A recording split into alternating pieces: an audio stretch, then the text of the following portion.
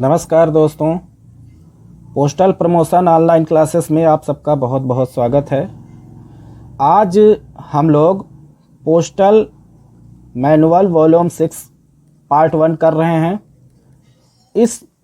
इसमें आपको स्टार्टिंग में ही बताया गया था कि पोस्टल मैनुअल वॉल्यूम 6 पार्ट 1 में हम लोग 6 सेक्शन पढ़ेंगे। कितने सेक्शन पढ़ेंगे? 6 सेक्शन को अध्ययन करना है।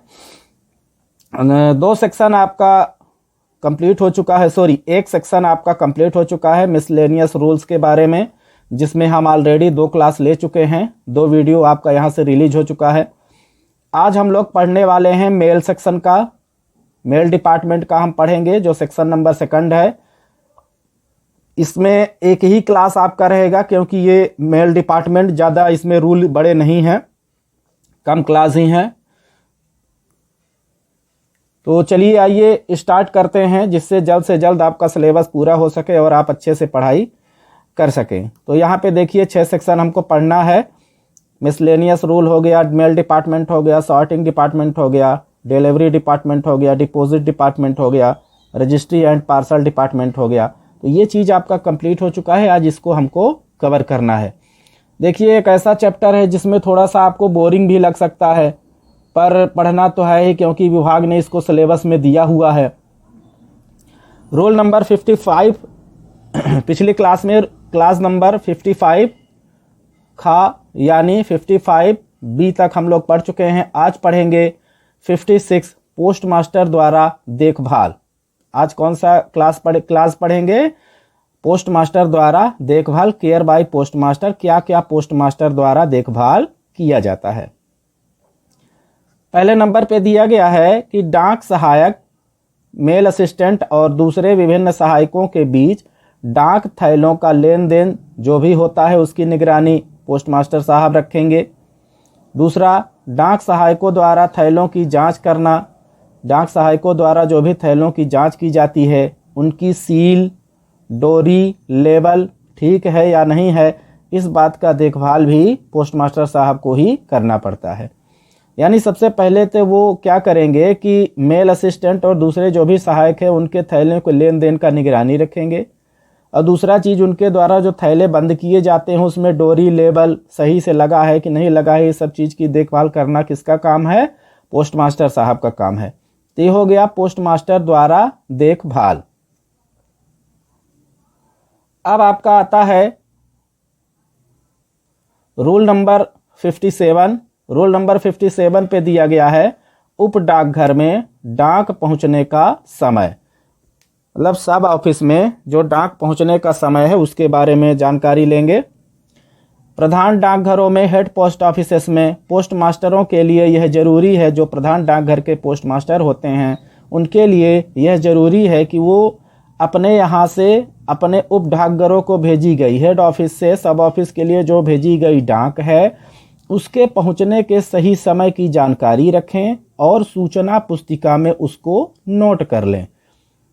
भाई ये क्या है, जो हेड ऑफिस के पोस्ट मास्टर होते हैं इनकी ये जिम्मेदारी होती है कि यहाँ से जो आपका डाक सब ऑफिस के लिए भेजा जा रहा है तो किस टाइम पे वो डाक उस एसओ में पहुँचता है, उसका जो भी रिमार्क है वो सब चीज़ें जानकारी एक सूचना में उनको नोट करके रख लेनी चाहिए। उसको जानकारी ये सब होना चाहिए, किसको? पोस्ट मास्टर साहब को।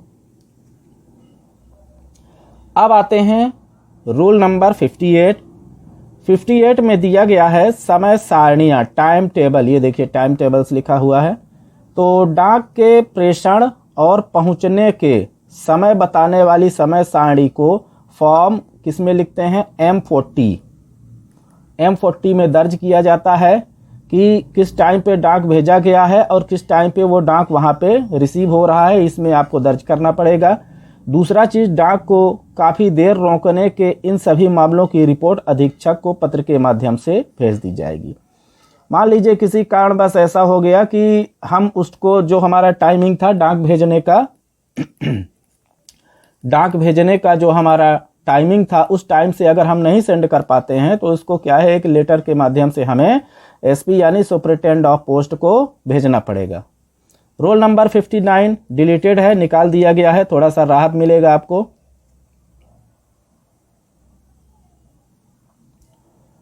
अब आते हैं रूल नंबर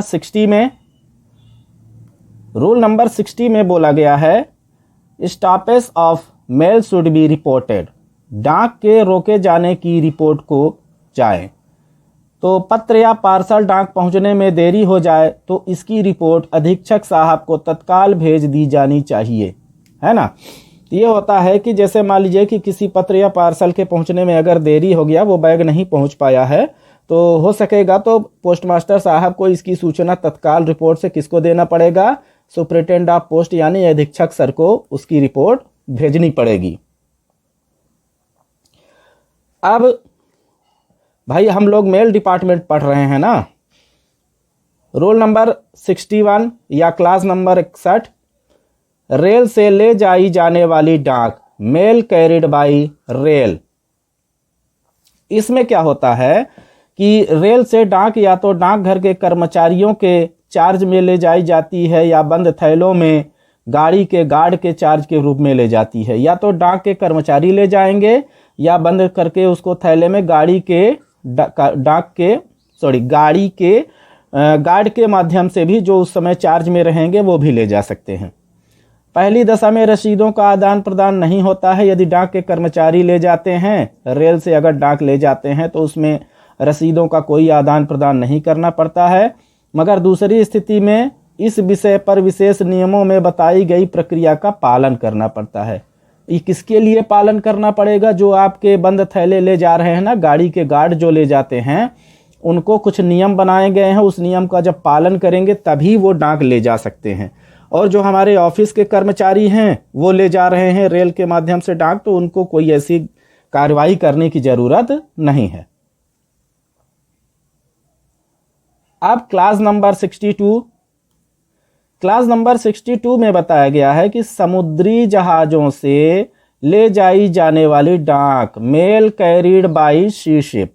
तो इसमें क्या होता है कि जब डाक बंद थैलों के रूप में जहाज के कमांडर के चार्ज में, जहाज का जो भी कमांडर होगा उसके चार्ज में ले जाई जाती है, तो डाक सहायक को फॉर्म नंबर, कौन सा फॉर्म नंबर है, M3 एंड M4, ये दो फॉर्म नंबर हैं। इसमें 2 प्रतियों में एक रसीद तैयार करना पड़ेगा जिसमें सभी थैलों का विवरण होना चाहिए। ये 2 फॉर्म नंबर हैं। ये समुद्री जहाज से जब भी डाक लाते हैं उसके लिए यूज़ किया जाता है। तो इसमें आपको 2 प्रतियों में रसीद तैयार करनी पड़ेगी और जिसमें उसको पूरा डाक का ब्यौरा, पूरा थैले का ब्यौरा रहेगा। रूल नंबर 63, ठेके पर ले जाई जाने वाली डाक, यानी ठेके पर मतलब ये नहीं है कि आप उसको शराब की दुकान पे ले जाएंगे। ठेके पर ले जाई जाने वाली डाक का मतलब होता है जो आपके एजेंट होंगे, है ना, mail carried on the pond के रूप में जो रखे जाते हैं, तो उसके लिए बताया जा रहा है। देखिए, ठेकेदार के लिए है, उसको हवली पे नहीं ले जाना है, ठेके पर ले जाए। जहां डाक ले जाने की गाड़ी का इंतजाम कोई ठेकेदार करता है, तो डाक के साथ साथ डाक सूची, कौन सी ये सूची बनाएगा, M1K या 1A, ये डाक की सूची उसको तैयार करना पड़ेगा और उसको भेज दिया जाएगा, है ना। फिर आता है आपका रोल नंबर 64 या क्लास नंबर 64। क्लास नंबर 64 में बताया गया है कि डाक वाहकों या नाव से ढोई जाने वाली डाक कहाँ से बाई बोर्ड जो भेजी जाएगी उसकी चर्चा कर रहा है। यदि हर कारों या लावों द्वारा ढोई जाने वाली डाक के साथ डाक सूचियाँ भेजी जाती हैं, तो डाक सूचियाँ या तो डाक वाहकों या नाविकों को सौंप दी जाएगी, भाई उन्हीं को न सौंपेंगे, या उन्हें थैलों के ऊपर बांध दिया जाएगा। जहां कोई डाक सूची जारी नहीं की जाती है वहां डाकघर, डाक कार्यालय या सेक्शन द्वारा डाक की रसीद ली जानी चाहिए और अन्य मामलों में डाक वाहक द्वारा व्यक्तियों की पुस्तिका फॉर्म नंबर MS-28 में रसीद ली जानी चाहिए। इतनी प्रक्रिया करनी पड़ेगी भैया यदि आप नावों से डाक को ले जा रहे हैं, वहां से डाक को ढोई जा रही है।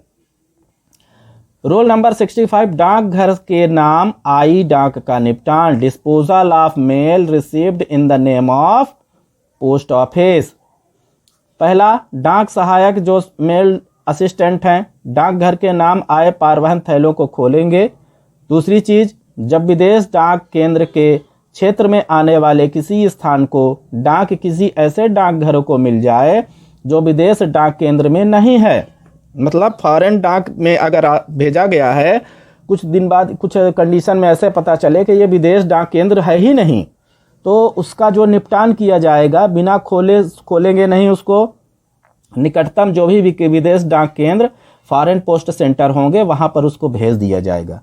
भाई जिस केंद्र के नाम से आया है वो केंद्र ही नहीं है तो आसपास सर्च करेंगे, जहां पे भी कोई अन्य केंद्र रहेगा फॉरेन पोस्ट सेंटर, वहां पे उस बैग को, उस थैले को भेज दिया जाएगा। ये हो गया आपका रूल नंबर 65। अब आते हैं रूल नंबर 66, आगे जाने वाली डाक का निपटान, डिस्पोजल ऑफ फॉरवर्ड मेल। तो आगे जाने वाले थैलों को तब तक डाक बॉक्स में ताला बंद करके रखा जाना चाहिए जब तक कि उनके प्रेषण का समय ना हो जाए। जो फॉरवर्डिंग बैग है या फॉरवर्डिंग मेल है वो अगर रिसीव हुआ है तो उसको तब तक रखना है जब तक कि उसके प्रेषण का समय ना हो जाए, उसको बंद करके अच्छी तरह से रखना पड़ेगा। अब आता है आपका क्लास नंबर 67, प्रेषण के लिए डाक तैयार करना, preparing of male for dispatch. डाक कार्यालय में तैयार किए गए थैले छटाई विभाग से प्राप्त होते हैं, भैया सॉर्टिंग ऑफिस से प्राप्त होते हैं, इसमें कोई दो राय नहीं है, सॉर्टिंग ऑफिस से ही बैग प्राप्त होते हैं। डाक सूचियां डाक सहायक तैयार करेगा, जो मेल लिस्ट है वो मेल असिस्टेंट तैयार करेगा। जिन थैलों को खुला नहीं भेजना है वह उन्हें समुचित पारवहन थैले में रख देगा, यानी ट्रांजिट बैग में रख देगा टीबी तैयार करके। जिनको नहीं खोलना है उसको टीबी के अंदर रख देगा, बाकी वहां से उसको फॉरवर्ड कर दिया जाएगा। क्लास नंबर 68, पार्सल और पैकेट थैलों का प्रेषण, disposal of parcels end packet bags. डाक कार्यालय में तैयार डाक थैले पार्सल, फॉर्म नंबर कौन सा है इसका, RP8। भाई पार्सल और पैकेट थैलों का जो डिस्पोजल है वो RP फॉर्म नंबर में जाएगा। रसीद देने पर पार्सल विभाग से और डाकघर में तैयार पैकेट थैले छटाई विभाग से रसीदें देने पर मिल जाती हैं। छटाई सूची में सॉर्टिंग लिस्ट से यह पता चल जाता है कि जब पार्सल और पैकेट थैलों को खुला कब उन्हें पारवहन थैलों में बंद करके भेजना है। जो हमारा सॉर्टिंग लिस्ट होता है उससे ये पता चल जाता है कि उसको कब टीबी के अंदर पैक करके या टीबी के अंदर बंद करके इसको भेजना है, फॉरवर्ड करना है। ये हो गया आपका क्लास नंबर 68। अब आपका आता है क्लास नंबर 69। आप हमारे साथ जुड़े रहिए, बोरिंग नहीं महसूस होगा। भले ही सब्जेक्ट बोरिंग है पर बोरिंग महसूस होने नहीं देंगे, बस जुड़े रहिए, हो गया। जी जान लगा देंगे PASA के लिए। भाई अंतिम उद्देश्य क्या है, PASA है, नहीं तो देख तो रहे हैं कहाँ सम्मान मिलता है कहाँ नहीं। तो काम ही करना है तो थोड़ा सा अच्छे से मेहनत करके काम करिए। अब आते हैं रूल नंबर 69। देखिए आप हमारे साथ जुड़े रहिए, हम गारंटी लेते हैं कि आपको बोरियत नहीं फील होने देंगे। भैया देखिए सब्जेक्ट तो बोरिंग है पर ऐसा आपके सामने प्रेजेंस करना है जिससे आपको थोड़ा सा बोरियत भी ना महसूस हो। पहली बार पढ़ेंगे तो थोड़ा सा लगेगा, बाद में जब धीरे धीरे उसको स्टडी करने लगेंगे तो वो चीज़ें जब बनने लगती हैं तो फिर बोरियत महसूस कम होती है। तो चलिए आइए स्टार्ट करते हैं भैया। भविष्य के आप PASA बनने वाले हैं। रोल नंबर या क्लास नंबर 69, प्रेषित डाक सूचियों में इंदराज, इंट्रीज इन सेंट मेलिंग लिस्ट। डाक सहायक जो मेल असिस्टेंट होते हैं वो कार्बन कागज के सहारे डाक सूचियों की 2 प्रति तैयार करेंगे। ऊपरी प्रति रिकॉर्ड के लिए रख ली जाएगी और दूसरी प्रति क्या करेगा, कार्बन प्रति उसको भेज दिया जाएगा, एंट्रीज लिस्ट को, मेलिंग लिस्ट को भेज दिया जाएगा। अब रोल नंबर 70, पारवहन थैले बंद करना, सीलिंग ऑफ ट्रांजिट बैग यानी TB। जब पारवहन ट्रांजिट बैग को तैयार किया जाता है तभी उन पर गंतव्य डाकघरों के नाम का लेबल लगा दिया जाता है, सभी को पता है, और बताए गए ढंग से तारीख सील में बंद करके उसको भेज दिया जाता है।